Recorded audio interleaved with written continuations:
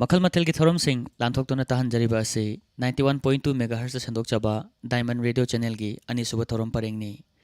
तोंगान तोंगान बा नुंगाइरबा थरम सिंह मागी मागी पुंगफमदा संदोक्तोना ताहनजखरबगी तुंगदा पुंगफम असिदा मुग अदोमगिदमक्ता पुदुना लाक्चरी live phone in program ngasi ki thorom asida diamond radio gi sizina jagadaba mobile number amutang ningsingjage 7630944377 amutang gahana 7630944377 हारिब नंबर असिदा कॉल तबिरक्तुना अदोंगी अपाम इसेसिंग खन्नबगी अदुगुमलबा खुदोंसाबा थमजरिबे थरमनी ngasi ki thorom asigi damakta adongi call paikhatchanabagi damakta adongi radio host hemjit langpalakpam adongi call ngaiduna leijari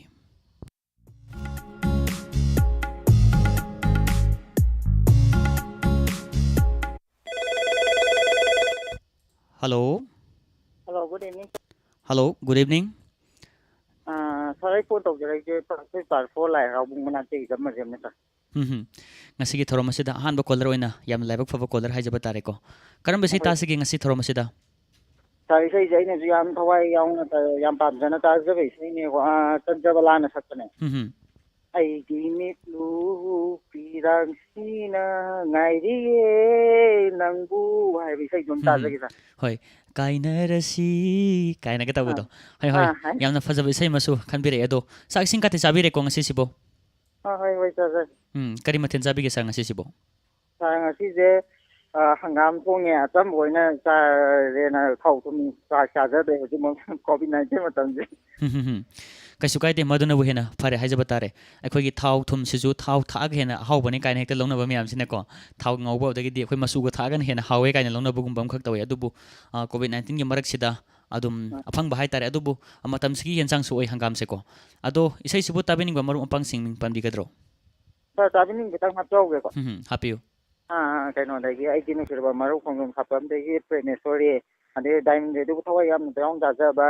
Mamun का पोंग ओकम ले तेई नों फोमन पाया तो थमै नसना ले काय दे नाम नो कोइ हो सियाम सांगखों दिगि सियामरा रे खुइदोम दिगि तेई मक दिता मदिले हाव अदुगा ले फाबम दिगि लाइसमना बचनरा हेबोंगा अदुगा रेडियो डायमंड बु थवा याव लौका कम दिने दो मोयां का बुथागे तेई कि हाय अदुगा इमा पुखम बम सामा ओके अथों दिगि दो रेडियो डायमंड बु थवा याव ना ताजे न्याम पुलता मिने जगे सर अतै ताबिनिंग बका तिलेंबी होगद्रे को yam thawai sa thawai yaw ta je ngai tane hoi hoi kasu kai de madugi nungai ba adugi mati lei haijari bako akhoi gi tabining marum pangsing happy ba matamda madugi nungsi ba dumati lei haijaba tare adudi ngasi khanbek liba chandramala na sakpai sei sem yam puna tamina ba yare ko dudi yare kudul tamjari tamina si ta bu thaga tari thek taram noksari ai dinga mo haisni ai na miram dagi halakpada nang na ya par buduni ai ni yang ni ba ahal man pamtra ba ai ke wakal kau tu ngam na bhanu biyo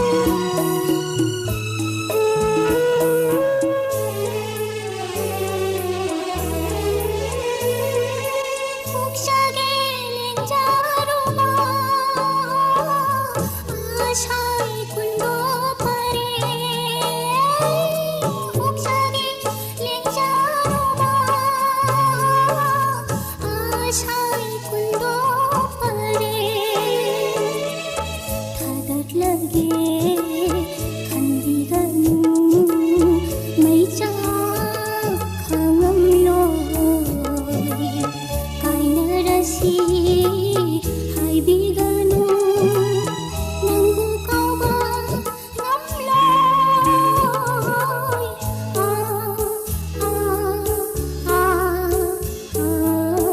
ꯑꯩꯒꯤ ꯂꯤꯠꯂꯨ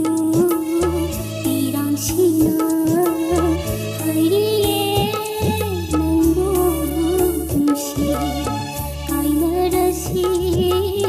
ꯍꯥꯏꯕꯤꯒꯅꯨ ꯅꯪꯕꯨ ꯀꯥꯎꯕ ꯉꯝꯂꯣꯏ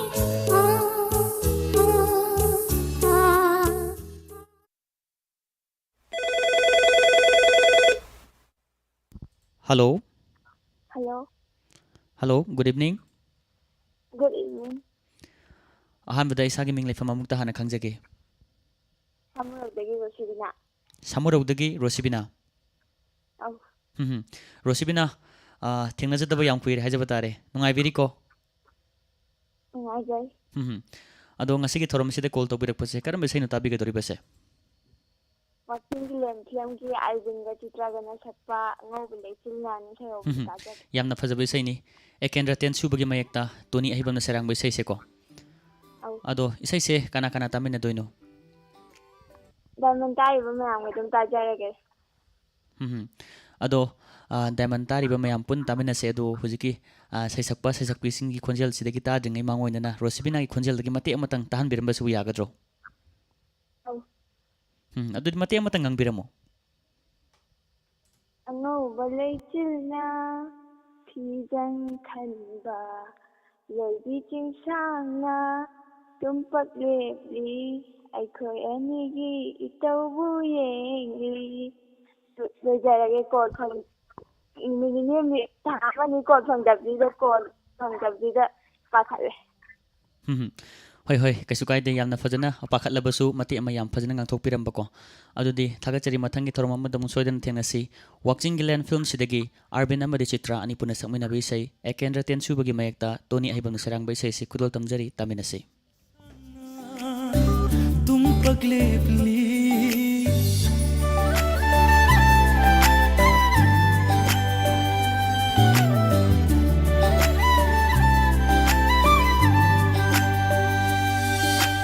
Angauba Leichilna Fijang Khanba Loibi Chingsangna Tumpak Lepli Aikhoy Anigi Itaubu Yengli Aikhoy Anigi Itaubu Yengli Asang bahanaw na Charay thonba Tamna sandupa Lamhang na family Aikhoy anigi wari butari Aikhoy anigi wari butari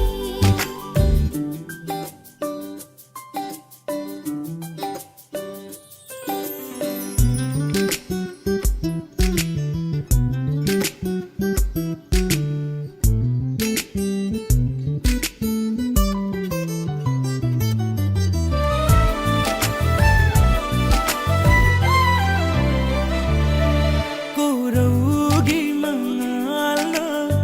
nong thanggung yeibada nungsibi mai thongna kayada fajariba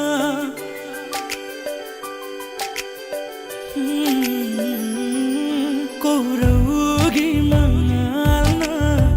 nong thanggung yeibada nungsibi mai thongna kayada fajariba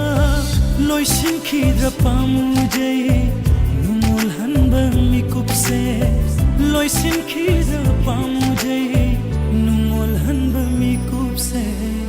Aikhoy anigi wari butari Aikhoy anigi wari butari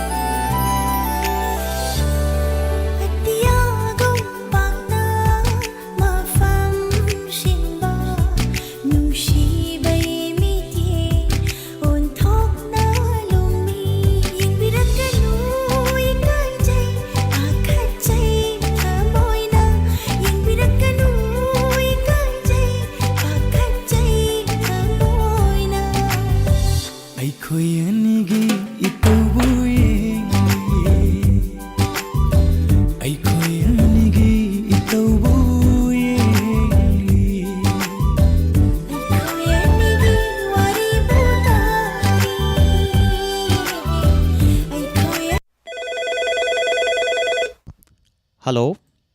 Hello. Hello. Good evening, sir. Good evening. Kana wabirabunu mingi famam te khangjage. Phone tawjariba iyang spaidagi Vidyarani. Iram sifai dagi Bidyarani.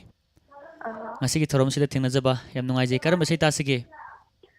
Sir, Africa gi lesabi filamgi Sori Senjamga Pushparani gana sakpa. Lotuna thamlage tawda. Sori Senjamga Pushparani ge sakpa ko. Khaidem imogi mayekta Sori Senjam samangna serang bai sei soidan oigani khale dudi. Ado yam nungairba sei sibu kana kana tamina doino. Tabini ba kita hapjayake. Happy you. Lokshipatagi inaunupi Pushparani indam tapakpi inaunupa Nanda Kishore kaka Tomchau aduga aigi inaunupi Yaifabdi inama Rosni iyana palanganda amadi Diamond Buthawa yauna tabiriba pumnamaka taminajayake. Ado Africa gi laisabi film sibu yengbi hobro. Yes, exactly, sir. Hoi yamna fajaba nungaiba film khakni ko. Ado ngasigi saisakpi singdagi tadringai mangoina na isai sibu mateng matang ngangbiramba yagadro. Hoi mateng ngangjake. Lutuna thamlage shamlanglata aigi. Sashida dum sinjarage. Adudi khudol tamjari taminasi Africa gi laisabi film sidagi lotuna thamlage haina se hobi saini Pushparani amadi Sori Senjam ani puna sangmina be sai sigi serengba khaidem emolan segi serang bana Sori Senjam taminasi Shamlang lagda nangi koi muna layo nung dalo pagu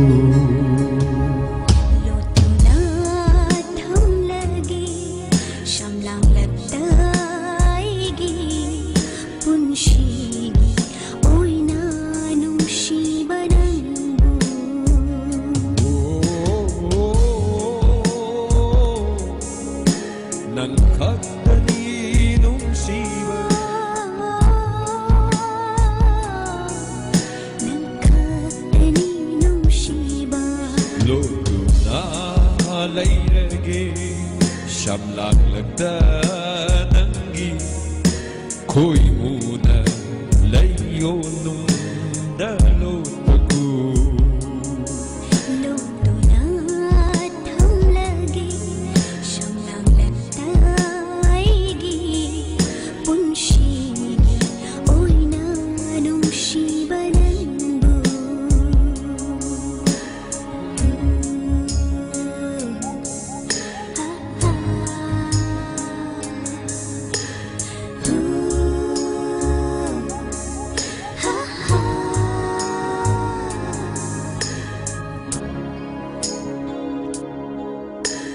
Ningti rabi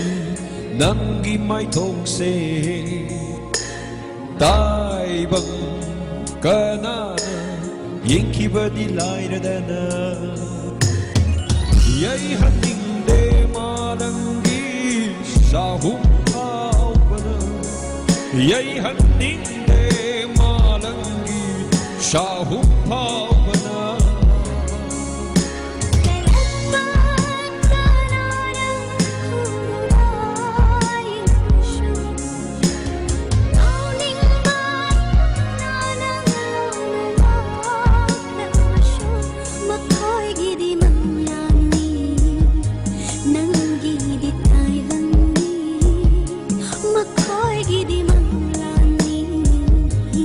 Nangi di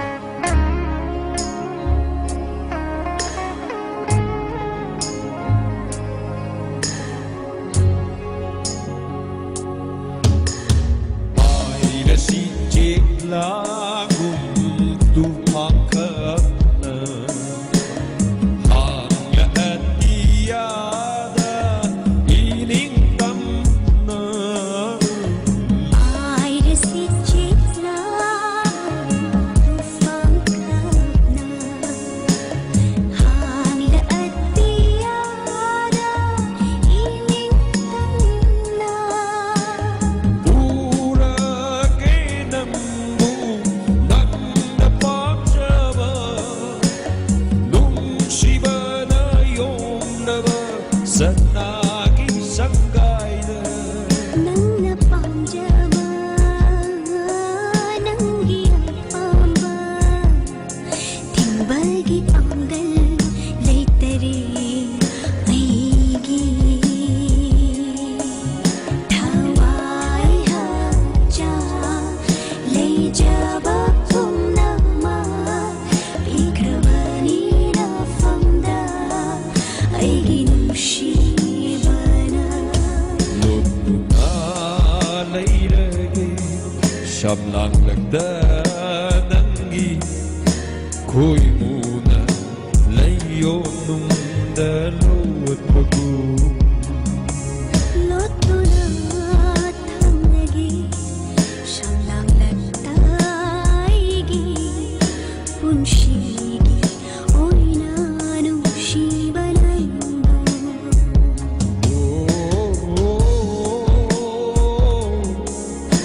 Nang Hatani Nung Siva Nangkatani nushiba Lutuna Thamlagi Shamlang Lagda Nangi Koi Muna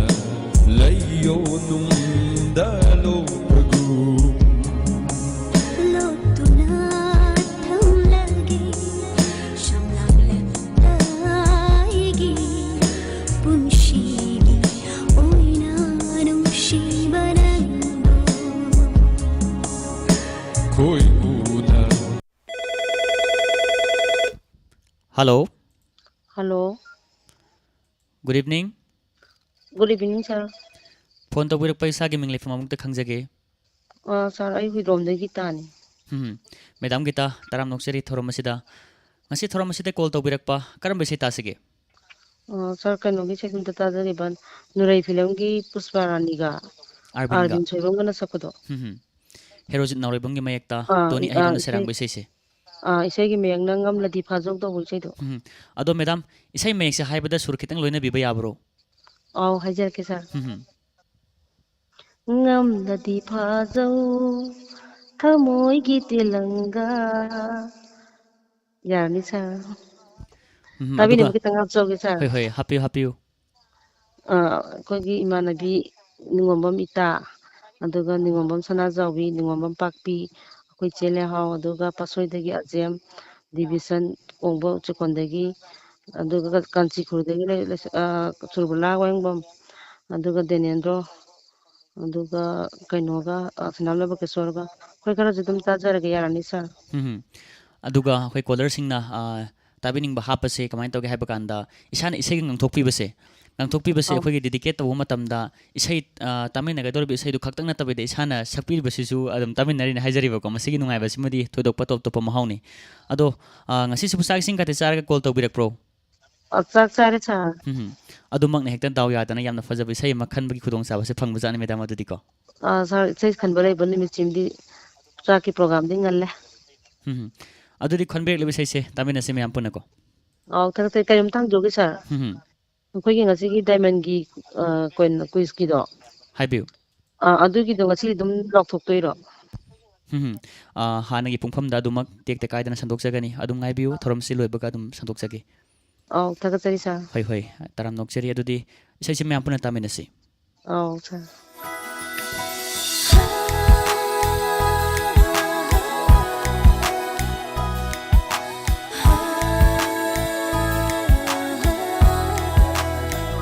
Ngamadi fajo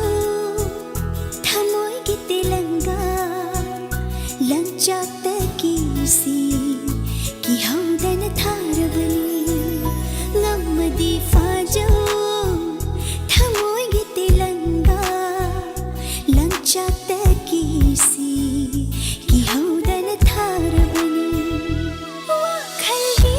hatiyada Makpu pandana Ining tamna koi pai jari bini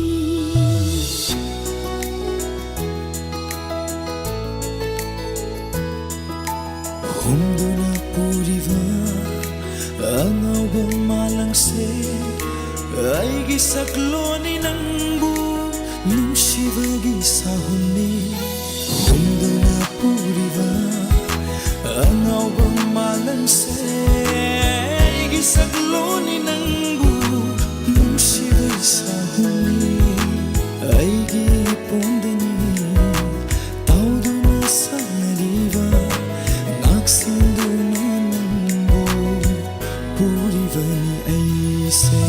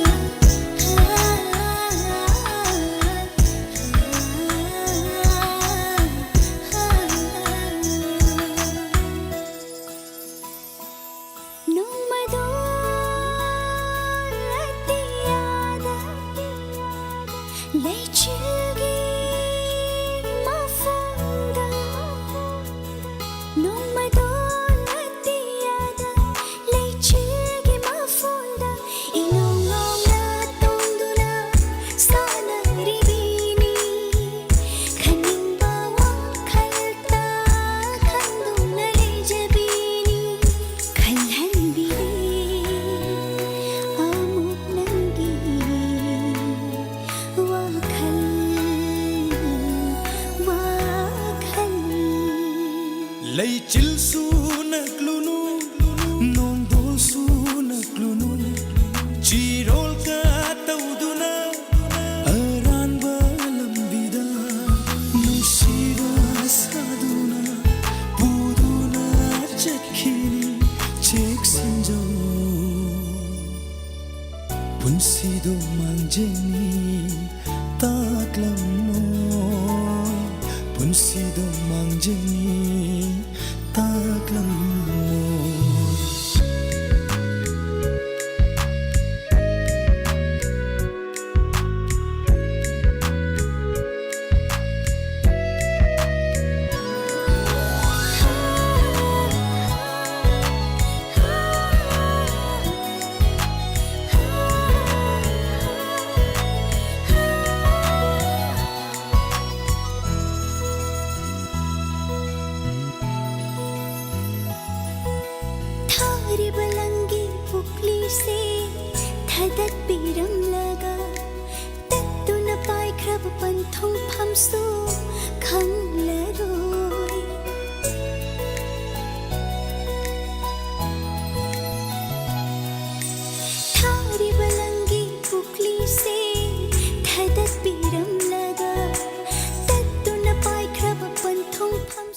संदोक्चरिबा ताबिनिंग इसै live phone in programme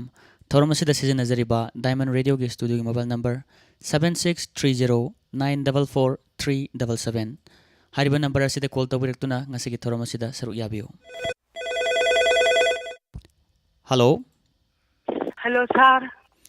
hello ताराम नोक्चरी मिंग लेफम अमुक्ते good खंजगे evening sir good evening sir आईगी मिंग इबिआई कवे आईगी लेफम थबांग खिति लेकाय देनि सर मैडम इबिआई आईगा ओइना थेंगनाजखिदबा कुइरे हाइजबा तारेको होय सर अदुबु याम नुंगाइजै कुइरबगी तुंगदा ngasi की थौरम असिदा थेंगनाजबा करम सैतासिगे ngasi की थौरम असिदा कॉल तौबिरकपदि सर कनो नुसी हेता हाइरगे फिल्म दुदगी मंदाकिनी न सकपा नंगी वाखंद नाउजबी ऐनी नंगु उदबद कप्तबी ऐनी हाइबा इथैदा ताजरगे सर खितंग सांगना ताजनिंग बने अदुबु लाइबक थीबिनि लोसिन खरे हाइजबा तारे मैडम को सर हाइजदी अदुनाने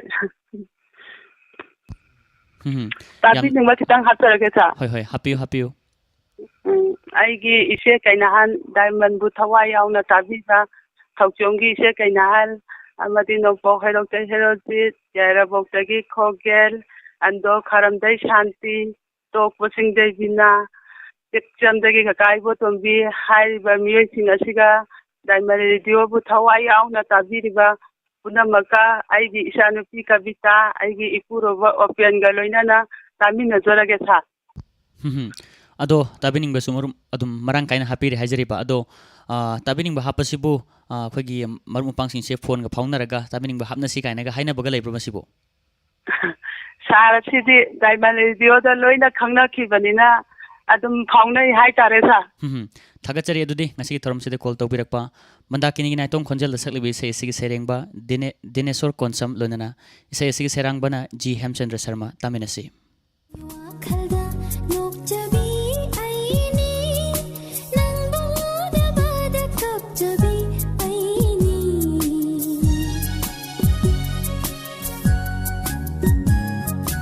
ꯅꯪꯒꯤ ꯋꯥꯈꯜꯗ ꯅꯣꯛꯆꯕꯤ ꯑꯩꯅꯤ ꯅꯪꯕꯨ ꯎꯗꯕꯗ ꯀꯞꯆꯕꯤ ꯑꯩꯅꯤ ꯄꯨꯛꯅꯤꯡ ꯅꯨꯡꯁꯤꯅ ꯌꯦꯡꯖꯕꯗ 이까이버쇼 강급이 오이러비니 호이다 눈시 핵다 하이르게 눈시 핵다 하이르게 난기와 칼다 녹잡이 아이니 아이니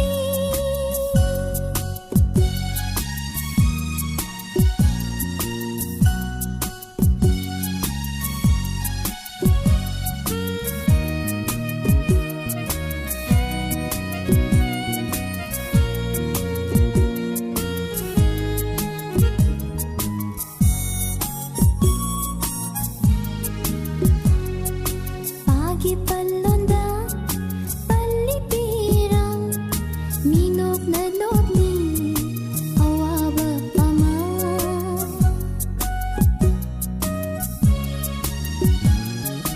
Pagi palonda palipirang minok na lotli awaba pama Hay nadama na tau putli babu ningol thamoy ting na bara Hay nadama na tau putli babu ningol thamoy ting na bara momon hinok na oy na jabini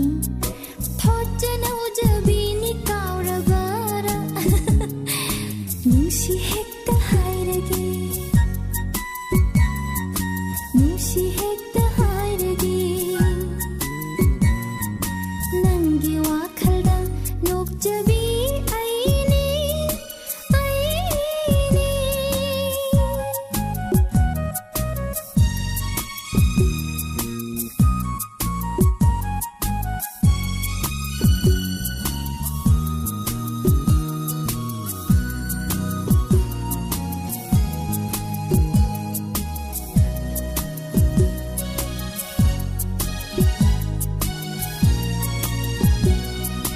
Nikuk khudingi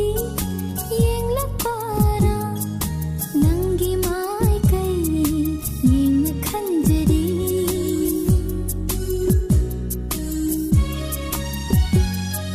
Nikuk khudingi yenglakpara Nangi mai kai yengna khanjari Momonok na michana mi kopta nungsigi nong thang kupki thamoida Momonok na michana mi kopta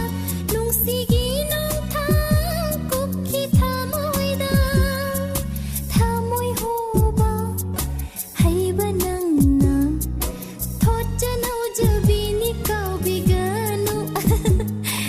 Nungshi hekta hairage Nungshi hekta hairage Nangi wakhalda nokjabi aini Nangbu ꯇꯞꯅ ꯇꯞꯅ ꯆꯪꯁꯤꯜꯂꯛꯄꯅ ꯊꯧꯔꯝ ꯑꯁꯤꯒꯤ ꯑꯔꯣꯏꯕ ꯈ꯭ꯋꯥꯏꯗꯒꯤ ꯂꯥꯏꯕꯛ ꯐꯔꯕ colour ꯑꯗꯨ ꯀꯔꯝꯕ ꯀꯅꯥꯅ ꯑꯣꯏꯔꯤꯕꯒꯦ ꯍꯥꯏꯕꯗꯨ ꯃꯌꯥꯝꯗ ꯈꯨꯠꯁꯤꯟꯅꯖꯕꯒꯤ ꯇꯥꯟꯖꯥ ꯑꯗꯨ ꯌꯧꯁꯤꯟꯖꯔꯛꯂꯦ ꯉꯁꯤꯒꯤ ꯊꯧꯔꯝ ꯑꯁꯤꯒꯤ ꯑꯔꯣꯏꯕ ꯀꯣꯂꯔ ꯂꯧꯈꯠꯆꯔꯤ hello Hello, good evening, sir. Good evening ꯃꯤꯡ ꯂꯩꯐꯝ ꯑꯃꯨꯛꯇ ꯈꯪꯖꯒꯦ ꯑꯩ ꯀꯛꯆꯤꯡꯗꯒꯤ ꯂꯤꯟꯊꯣꯏꯖꯅ ꯀꯛꯆꯤꯡꯒꯤ ꯂꯤꯟꯊꯣꯏ ꯊꯦꯡꯅꯗꯕ ꯀꯨꯏꯖꯔꯦ ꯍꯥꯏꯖꯔꯤꯕꯀꯣ ꯑꯗꯣ ꯉꯁꯤꯒꯤ ꯊꯧꯔꯝꯁꯤꯗ ꯊꯦꯡꯅꯖꯔꯦ ꯀꯔꯝꯕ ꯏꯁꯩ ꯇꯥꯕꯤꯅꯤꯡꯉꯤ ꯉꯁꯤꯒꯤ ꯊꯧꯔꯝ ꯑꯁꯤꯗ ꯁꯥꯔ ꯈꯣꯡꯒꯨꯟ ꯐꯤꯂꯝꯒꯤ ꯉꯁꯤ ꯊꯦꯡꯅꯔꯤꯕ ꯑꯩꯈꯣꯏꯁꯦꯅ ꯇꯧꯕꯗꯣ ꯑꯗꯨ ꯏꯁꯩꯗꯣ ꯑꯣꯏꯅ ꯈꯟꯖꯔꯛꯑꯒꯦ ꯏꯕꯣꯕꯤꯒꯤ ꯃꯌꯦꯛꯇ ꯑꯥꯔ ꯀꯦ ꯖꯤꯇꯦꯅ ꯁꯩꯔꯥꯡꯕ ꯏꯁꯩꯁꯦ ꯌꯥꯝꯅ ꯐꯖꯕ ꯏꯁꯩꯅꯤ ꯑꯗꯣ अरोइब कॉलर्स ओइबनिना इसागी खोंजेल दगी मते अमतंग गांथोकपिरंबसिबु मसि खुदोंग साबसे लेगरा ꯍꯣꯏ ꯁꯥꯔ ꯑꯗꯣ ꯇꯥꯕꯤꯅꯤꯡꯕ ꯏꯁꯩ ꯈꯤꯇꯪ ꯍꯥꯟꯅ ꯍꯥꯞꯆꯔꯛꯀꯦ ꯍꯥꯞꯄꯤꯌꯨ ꯍꯥꯞꯄꯤꯌꯨ ꯑꯩꯈꯣꯏ ꯀꯩꯅꯣ ꯂꯥꯏꯚ ꯆꯥꯠꯇ ꯂꯩꯔꯤꯕ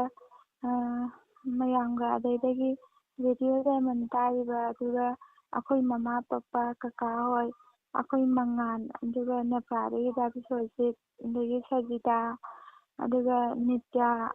ꯌꯥꯝꯗꯤ ꯌꯥꯝꯃꯦ ꯍꯥꯏꯕꯒꯤꯗꯤ ꯂꯣꯏ ꯅꯥꯔꯔꯣꯏ ꯑꯩꯈꯣꯏꯁꯤꯡꯈꯩꯒ ꯑꯗꯨꯝ ꯇꯥꯃꯤꯟꯅꯖꯔꯒꯦ ꯁꯥꯔ ngसाइगी हाइबद लोइबा नाइदबा हाइबदुना डायमंड रेडियो बु ताबिरिबा खुदिंगमका हाइना समजनजरगा हाइतारेको अदो मैडम अदुदि ngasiगी थोरमसिदा अरोइबा कॉलरनि हाइजरिबाको अदो खोंगोल फिल्म सिबु हाना मसे थोलकपा कांदा यिंगबि होबगा लेब्रो नेटगीदी येंगरे अदुगा फिल्म ओइना डायरेक्टली येंगे हौदे मतम मासे खोंगोल सि थोलकपा मतम दुदा अखोगी याम फुनबनि काना अखोसि याम पामना येंगजरखिबा फिल्म म ओइबाको अदुदी ngasi अरोइबा कॉलरना खनब्रेक पैसे से खुदोल तमजरी मयाम पुना तामिनसे इबोबी मयक्ता आरके जितेना सकलिबि सैसी खोंगोल फिल्म सिदगी सैनी सैसकलिबा Huidrom नावबोय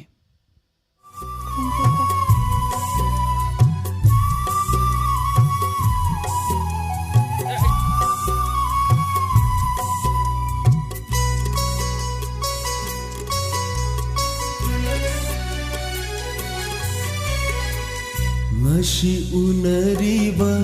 aikhoi se khangde hayeng na kari thok lagawa tungi punsina kari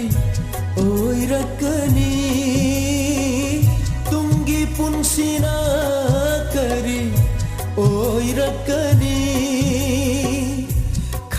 बदनो नान खिबा खंगौदे ngasi unariba aikhoi khangde hayeng na kari thok lagawa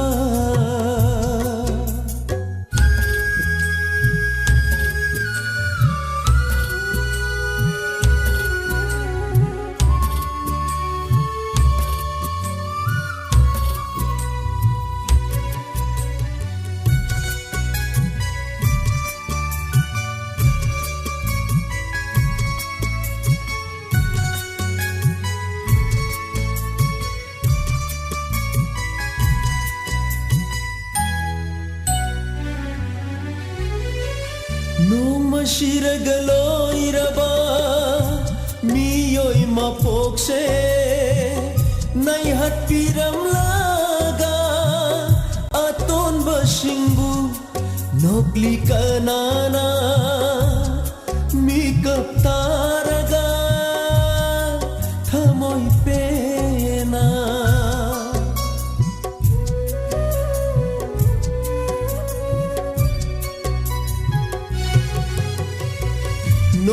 shiragaloiraba miyoi mapokse nai hatpiram laga aton basingbu nokli kanana mikap taraga thamoi pena telaba punsigi lambia sida achau pishat karigi thambiramli ngasi unariba aikhoi se khangde hayeng na kari thok lagawa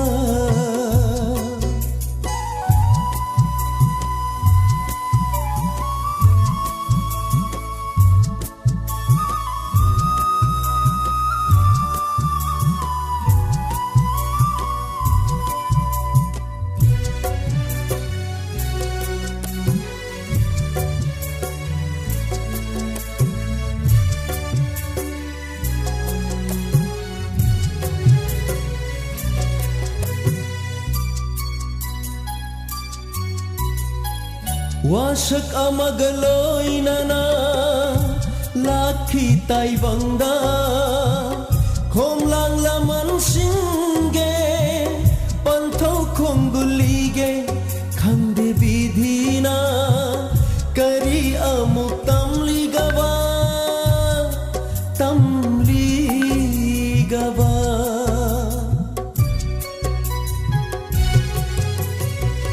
wasak amagaloy na laki taibangda khomlang laman singge pantau khomgulige khangde bidhina kari amuk tamli gaba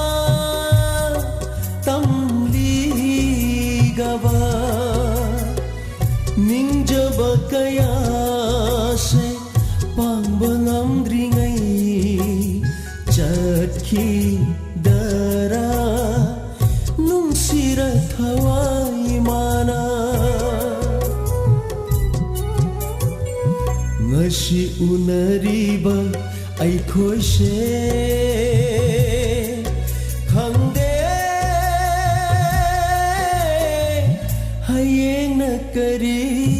thoklagaba dungi punsina kari oirakani dungi punsina kari oirakani khalubadano nankhiba khanghaude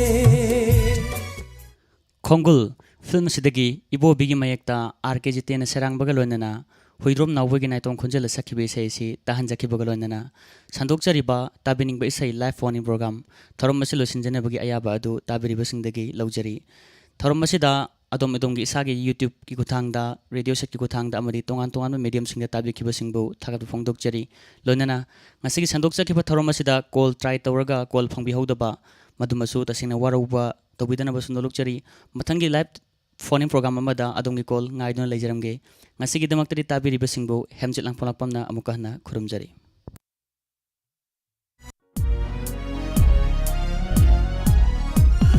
Laikhasuna sat laba laikolni Tanglup kayagi itin famni khenaba laitraba hakchangi thawaini Diamond FM Radio oh Diamond FM radio 91.2 Diamond Radio Channel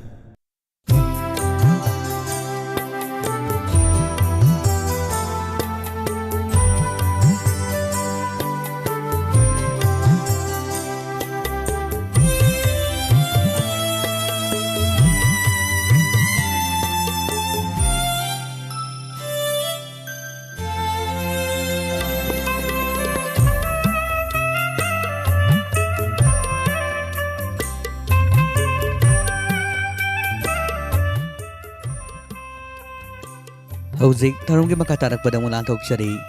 Diamond Quiz Tharumasigi chamaga kulhumdoi suba tangkag Tharumasibu langthok piriba sing Sanjit Saikom amadi Nirmala Thangjam Quiz ki section na pangthok saba thoram Diamond Quiz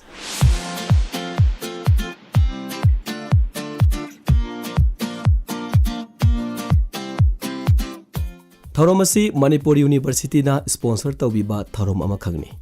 ngasigi episode asigi manungchana thamjari mamangi episode thamjakiba wahang singi achumu paukhum sing kana na chumna pibire I habadu khanghan jabaga loinana ngasigi lokhachari ba Diamond Radio ki quiz ki section na thamjaba tangkak asigi wahang sing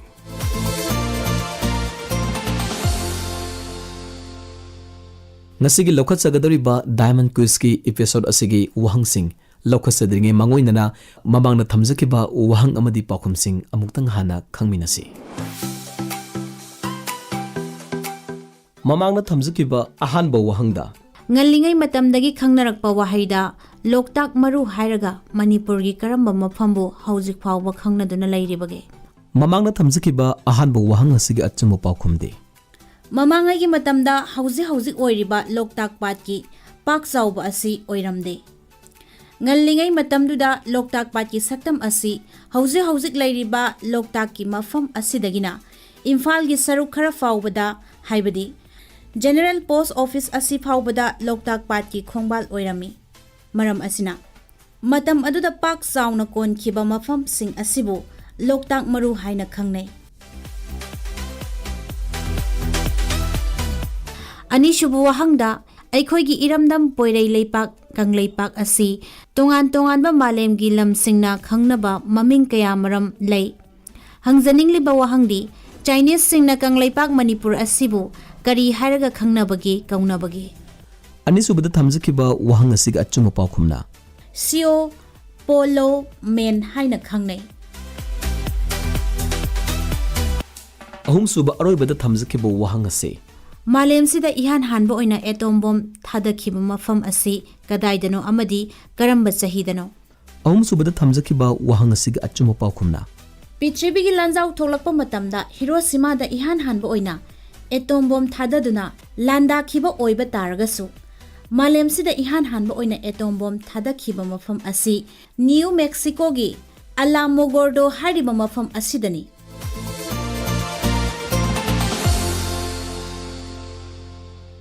Hauzik khangminakre mamagi episode thamjakiba wahang singi achumbu paukhumsing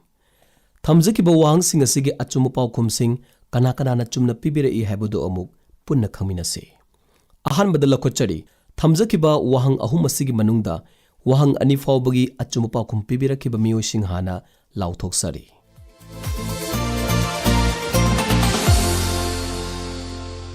Thamjakriba wahang ahumaki manungda Ahanba amadi anishubu hangi paukhum chumna pibirakhiba mioi amakhak phangjai mioi adudi Moirang Kampu Sajep Laikai digi life rakpum maheta Anishubu amadi ahum subu hangi paukhum chumna pibirakhiba mioi singdi Huidrom Awang Laikai digi Huidrom Gita Devi Thangmaiban Sinam Laikai digi Sinam Santi Kiran Kongba Chanam Laikai digi Langoljam Nanau Thangmaiban Sinam Laikai digi Sinam Naun Kesor Singh Cherapur Salam Makok Sanga Infam dagi W Nazir Pasoi Part 4 dagi Hizam Azem Loinana Nepra dagi Bisorjit Thamjari ba Diamond Quiz ki chamaga kungani thoi shuba episode ta thamjari bu wahang ahumaki pakum sumna bibirakhiba mioi amata yaujadre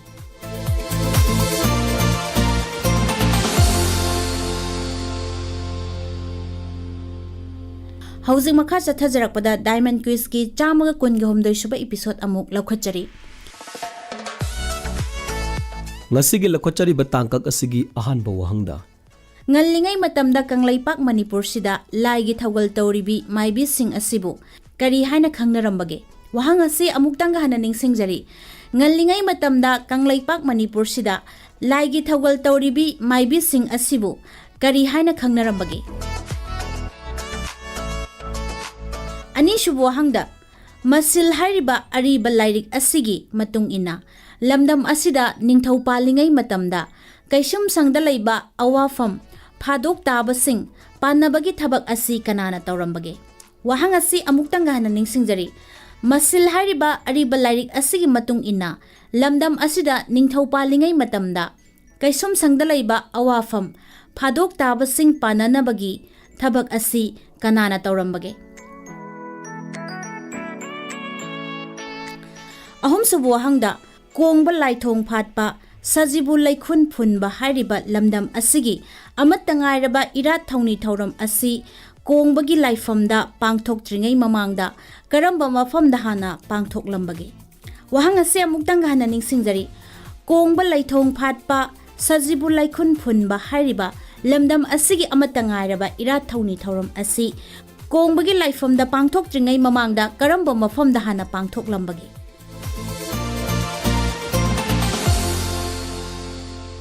Wahang sing asina tangkak asigi oina thamjari ba wahang singni wahang sing asigi achum paukhum lagliba irai numit phawbagi manungda aikhoigi Diamond Radio gi quiz section gi number 8119872713 amukta ganing singjari 8119872713 hairiba number sida SMS ke khuthangda yahon birakpa yagani natragana aikhoigi Diamond Radio gi email address diamondradiokhongjom @gmail.com dasu ꯊꯝꯖꯔꯤꯕ ꯋꯥꯍꯪꯁꯤꯡ ꯑꯁꯤꯒꯤ ꯑꯆꯨꯝꯕ ꯄꯥꯎꯈꯨꯝ ꯊꯥꯕꯤꯔꯛꯄ ꯌꯥꯒꯅꯤ꯫ ꯊꯧꯔꯝ ꯑꯁꯤꯕꯨ support ꯇꯧꯕꯤꯌꯨ꯫ ꯑꯗꯣꯝꯒꯤ ꯁꯄꯣꯔꯠꯅ ꯊꯧꯔꯝ ꯑꯁꯤꯒꯤꯗꯤ ꯂꯩꯇꯦꯡꯅꯤ꯫ ꯃꯊꯪꯒꯤ ꯂꯥꯛꯀꯗꯧꯔꯤꯕ ꯅꯤꯡꯊꯧꯀꯥꯕ ꯅꯨꯃꯤꯠ ꯑꯁꯤꯃꯛꯀꯤ ꯄꯨꯡꯐꯝ ꯑꯁꯤꯃꯛꯇꯗ ꯑꯅꯧꯕ ꯋꯥꯍꯪ ꯀꯌꯥꯒ ꯑꯃꯨꯛ ꯁꯣꯏꯗꯅ ꯊꯦꯡꯅꯁꯤ꯫ ꯉꯁꯤꯒꯤꯗꯃꯛꯇꯗꯤ ꯇꯥꯕꯤꯔꯤꯕ ꯈꯨꯗꯤꯡꯃꯛꯄꯨ ꯑꯃꯨꯛꯀ ꯍꯟꯅ ꯈꯨꯔꯨꯝꯖꯔꯤ꯫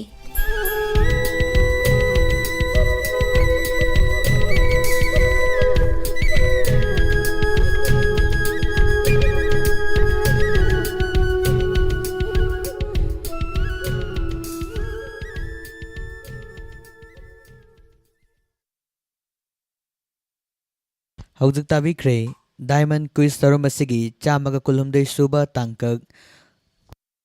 ꯊꯧꯔꯝ ꯑꯁꯤꯕꯨ ꯂꯥꯟꯊꯣꯛꯈꯤꯕꯁꯤꯡ ꯁꯟꯖꯤꯠ ꯁꯥꯏꯈꯣꯝ ꯑꯃꯗꯤ ꯅꯤꯔꯃꯂꯥ ꯊꯥꯡꯖꯝ꯫ ꯍꯧꯖꯤꯛ ꯃꯈꯥ ꯇꯥꯔꯛꯄ ꯊꯧꯔꯝꯁꯤꯡ ꯂꯧꯈꯠꯆꯗ꯭ꯔꯤꯉꯩ ꯃꯥꯡꯑꯣꯏꯅꯅ ꯑꯇꯦꯟꯕ ꯕ꯭ꯔꯦꯛ ꯈꯔ